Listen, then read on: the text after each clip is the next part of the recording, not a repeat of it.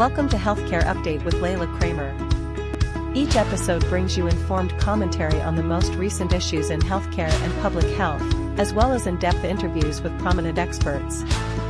And now, here is your host, Layla Kramer. Hello, I'm Layla Kramer, Executive Producer for the National Library of Patient Rights and Advocacy. Many solutions for improving access to healthcare and lowering the price of receiving care has been offered, especially in the past 5 years. One of the solutions that has been intensively discussed is a move on consumerism, where patients would actually decide on where they get their healthcare, like they shop for other commodities. Many opponents of this idea say it would never work, while many economists and healthcare observers believe it could change the face of medicine significantly. Recently, senior anchor Shivika Nath interviewed Bob Kieserman, founder of the library, on the feasibility of whether this consumer choice model would work. Here is that interview. Hello, I'm Shivika Nath, a senior anchor for the National Library of Patient Rights and Advocacy. Today, my guest is Bob Kieserman, who is the founder and former executive director of the National Library of Patient Rights and Advocacy. Bob is the retired chair of the Healthcare Administration program at the Arcadia University School of Global Business near Philadelphia. He is an author, an editor, and publisher, and a medical sociologist. Today, Bob and I are going to discuss the concept of consumer choice in healthcare. Welcome, Bob, and thanks for joining us. Thank you. I guess my first question is, in light of all that is happening in healthcare right now, how long has this concept of consumer choice been discussed?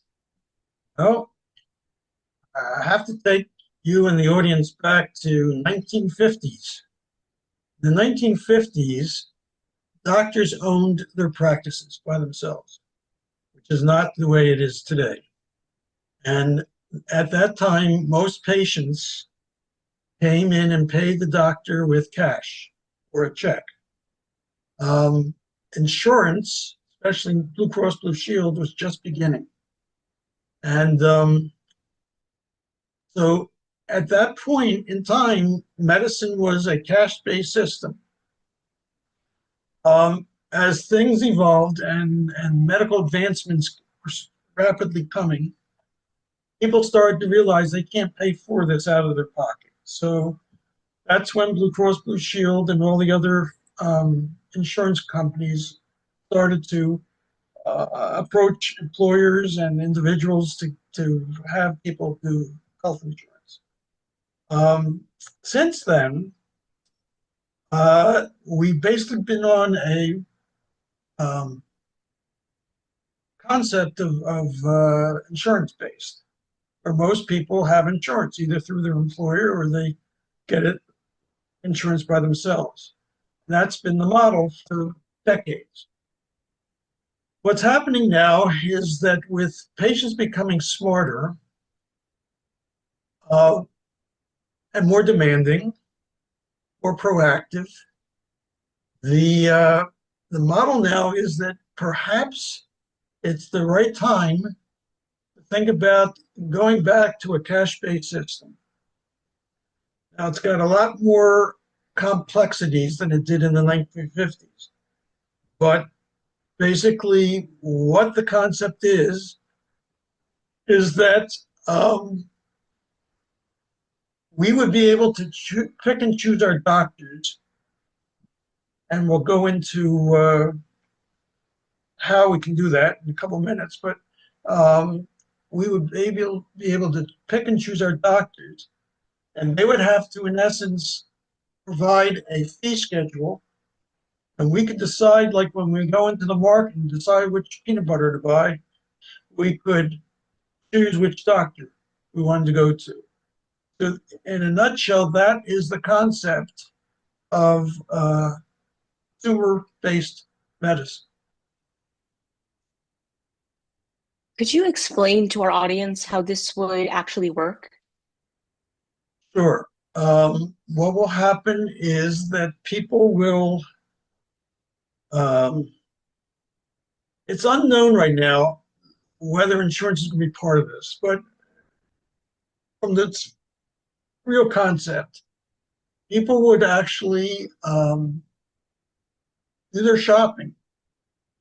We're very close to that now. People are doing shopping for physicians right now, because if you go online and you pick a physician, you can get reviews, you can see how they've rated, what kind of what people have said about them, what they do. So that's all part of the consumer process. When we buy something on Amazon, at least for me, or I buy it, I go down to the reviews to see what other people who bought the thing think about it. Sometimes it's good, sometimes it's not so good. So you can do the same thing with doctors today. So in answer to your question, what would happen was that people would start with a primary care physician. They would pick the doctor that they would like to try. They most likely would have a session that's not billed, where they'd be able to meet the doctor and have a conversation. And if the conversation turned out to be amenable to both parties, they would then talk to the doctor about how much he or she would charge. And unlike the way it is right now with health insurance, the whole concept of this model is that the prices would come down. Because right now, the doctors can bill Medicare, they can bill Blue Cross Blue Shield, anything they want. But if they're competing with other doctors in terms of price, they're going to have to bring the price down. So that's really the essence of the model, that we're shopping for doctors based on what they do, how good they are, and how much they're going to charge. So, how would patients actually go about choosing a doctor based on their experience, their expertise in their specialty, and their fee schedule? Okay, so obviously doctors would have to publish the fee schedule. Unlike right now, very rare that a doctor would show their fee schedule on their website. But under this model, they would have to. And most likely, if we get to this point, the government would make sure that that happens. Because just like there are laws for consumer affairs in terms of what we buy, cars and stuff, the government would impose the same kinds of regulations. So the first thing is that the patient would go onto the doctor's website. As I said before, they would read the reviews. They would be able to see their ratings. They would be able to see what successes they've had. They'd be able to see when they went to medical school, where they did their residency, where they did their fellowship. And then they would, as I said, have a meeting. And if it's good, they would then meet with the doctor. And most of the time, like it is now, we would start with a primary care physician. Right now, many insurance programs say that you can't go see a specialist unless you see the primary care physician first. And that's the concept of referrals. Some insurance policies have referrals, some do not. So once they choose this person and they're happy with that person, they continue. And it would be an ongoing relationship. The doctor would treat as they do now, but we would be paying them with a check or cash. And the concept would be that we'd be paying them far less money than we're paying them right now for insurance. And now here's an important question. How would this model affect healthcare insurance and the role of the healthcare insurance companies? Good question. It's really unknown right now, but the people who are for this model believe that health insurance companies will not go away, they'll just function in a different way.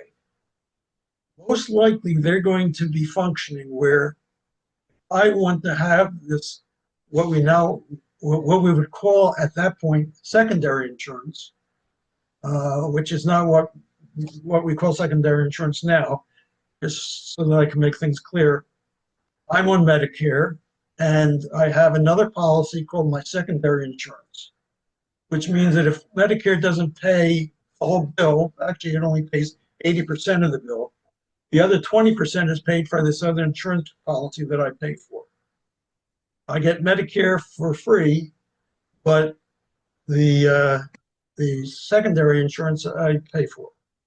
So what would happen under this consumer-based model is that the people would have insurance if they choose to, which would give them the opportunity to have money put aside specifically for paying the doctors. Mhm. And there are policies right now that do that. Some employers offer a program where they do put away, the employer puts away money for them to use at their discretion. That's really the first step in this whole concept of consumer-based medicine. Anyway, so the answer to your question is that insurance companies would change their whole structure, and they'd be doing something different than they're currently doing, and they will not go away.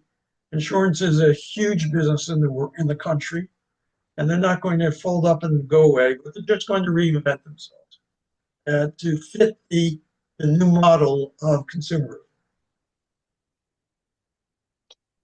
I know right now physicians can advertise their practices, but under very strict and specific guidelines. I also know that the hospital system advertise on radio, TV, billboards, and social media on a daily basis. Under this model, do you think physicians would promote their practices in a different way? Um, you're absolutely right. Actually, the doctors, I did some research on this. The doctors are permitted to advertise, but because of looking like it's unethical, or that they're, I hate to compare them to lawyers, but sometimes the lawyers have been discredited because they become ambulance chasers, which is not a very favorable thing in law. But the doctors don't want to have that image placed upon them. So on the one hand, they are allowed through a regulation that was changed in 1982, where the American Medical Association said that doctors could advertise. Very few do, because there's still this concept that if I see a billboard for a doctor, I'm going to have doubts in my mind about the integrity of that doctor. I say to myself, why is this doctor advertising? On the other hand, the hospitals advertise every day. There are billboards and radio commercials and television commercials and social media. The hospitals are promoting. And so I think under this consumer-based model, doctors would start to advertise because they're going to be competing with other practices. And people will accept it as normal, just like any other product.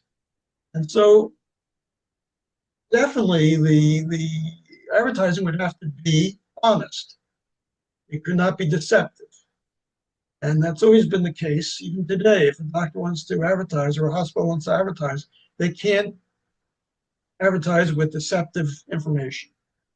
To put that into a context, really one of the largest specialties that does advertise right now are cosmetic surgeons, because cosmetic surgery used to be a specialty called plastic surgery. And what they did was they basically, if someone was unfortunately in an accident or they were born with a malformity, these doctors were trained to put this person into surgery and correct what was happening.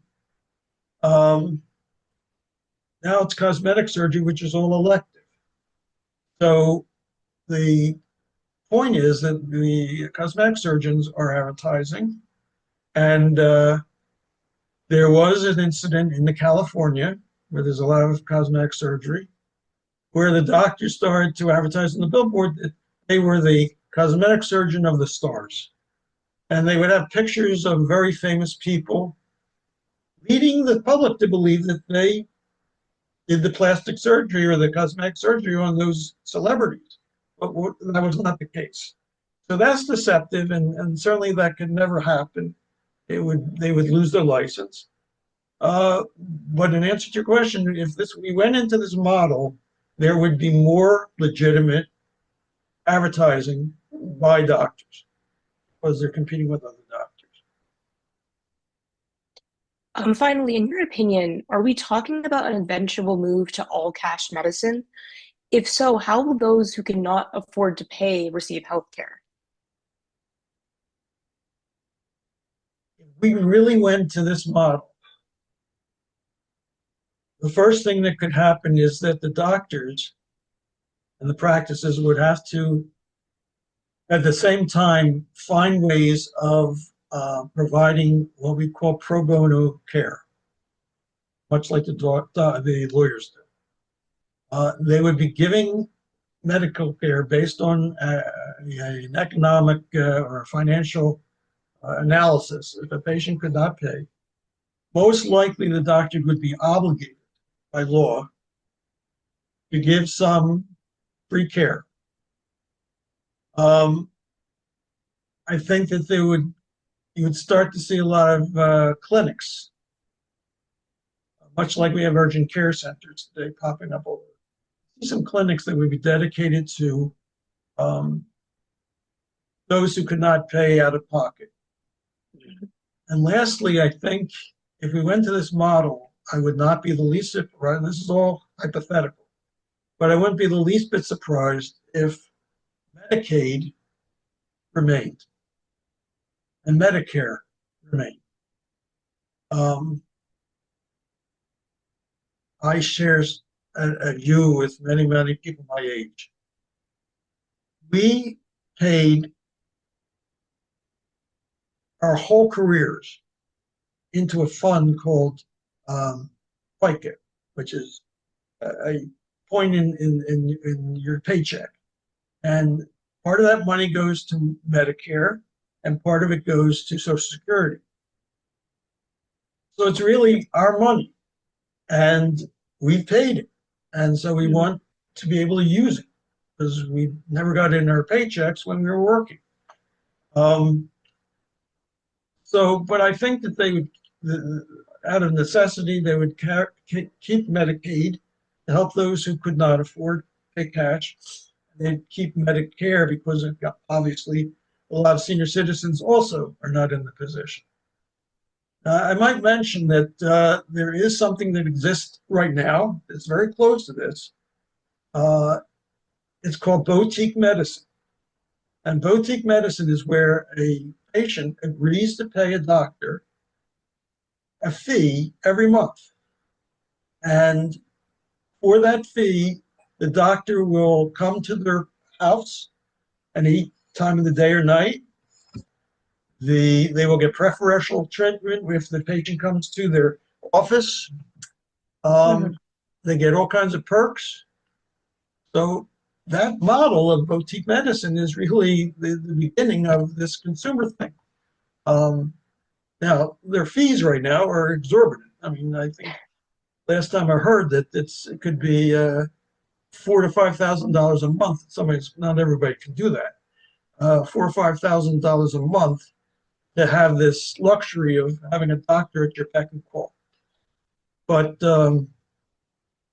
yeah, that's what's going to happen, and it's conceivable that this could happen, but it's only going to take. It'll only happen if patients demand it, and a lot of people are getting very fed up with the insurance situation. They pay a lot of money into insurance, and they feel that they're not getting the doctor's time in the office, and it's just people are wondering why insurance companies won't pay for certain things. A lot of gynecological procedures that are not paid for by insurance. But I think people are starting to really rethink this. And someone once asked me, do you think the doctors would be agreeable to this model? And I think they would. I think that they would like that very much, and they'd be certainly willing to have reasonable schedules, fee schedules. This would really change the way we practice healthcare in this country dramatically.